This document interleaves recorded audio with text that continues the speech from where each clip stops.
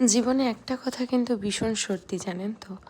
সময় আর পরিস্থিতির কাছে অনেক সময় অনেক ভালোবাসাকে হেরে যেতে হয়। তাই ভালো থাকুক সেই ভালোবাসাগুলো, যেগুলো পূর্ণতা পেয়েও অপূর্ণতার স্বাদ বয়ে বেড়াচ্ছে। সমস্ত ভালোবাসার পরিণতি পূর্ণতা পায় না, কিন্তু যেগুলো পূর্ণতা পায় না সেগুলোই যদি পূর্ণতা পেত, তাহলে হয়তো ভালোবাসার মর্যাদা আসলেই কী হয় সেটা বোঝা যেত। জানি না, হয়তো এই কথাগুলো না পাওয়ার আক্ষেপ থেকেও তৈরি হতে পারে।